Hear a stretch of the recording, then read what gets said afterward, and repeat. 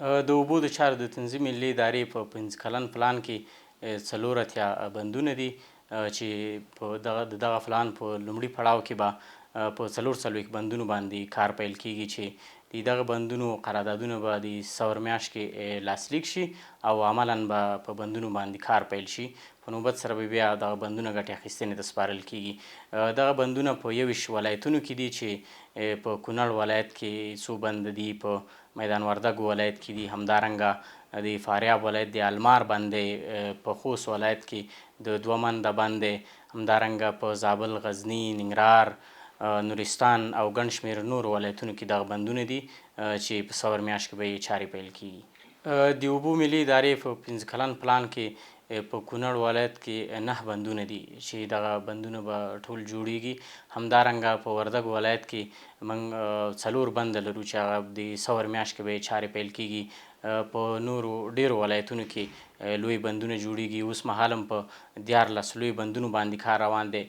د دې ترڅنګ د کونړ سیند لپاره موږ د یو استرالیایي کمپنۍ پروټیسکیو سره بحث روان دی تر څو د کونړ ولایت باندې لوی بندونه د برېښنا جوړ شي. همدارنګه د هلمند په سیند باندې لوی بندونه نور جوړ شي او د امو په سیند باندې په ګڼو پروژو باندې کار روان دی. یعنې هغه بندونه چې پخوا یې کار شوی و هغه له کاره لوېدلي دي، موږ غواړو د هغه په بدیل باندې نور بندونه وتړو. لکه په میدان وردګ ولایت کې چې 4 بندونه دي په سور میاشت کې به یې چارې پیل کیږي. دا د هغه بندونو چې له کاره لوېدلي دي، وخت پرې زیات وتی، زاړه شوي دي یا خپله نیټه یې پوره کړې ده، د هغې په بدل کې موږ نور بندونه تړو تر څو ولس د هغه نویو بندونو نه استفاده وکړي. دغه بندونه د اوبو او برېښنا د دواړو بندونه دي، خو د اوبو برخه یې پکې زیاته ده. په دې بندونو باندې به تر 600 میلیونو ډالرو زیات لګښت راځي. دغه بندونه به 1200 میلیونه متر مکعب اوبه ذخیره کوي او د دې ترڅنګ به 320 زره هکټاره کرنیزه ځمکه خړوبوي او په لکونو هیوادوالو ته به د کار زمینه مساعده کړي. په ټوله کې د دې زیاته برخه د اوبو د مدیریت لپاره ده او د دې ترڅنګ بیا د 90 میګاواټه برېښنا د تولید ظرفیت هم لري.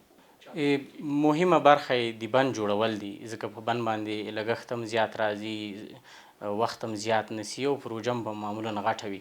نو لومړی بندونه جوړیږي، له هغه وروسته بیا پلان ته په کتو د هر بند نه کانالونه ځمکو ته جوړیږي.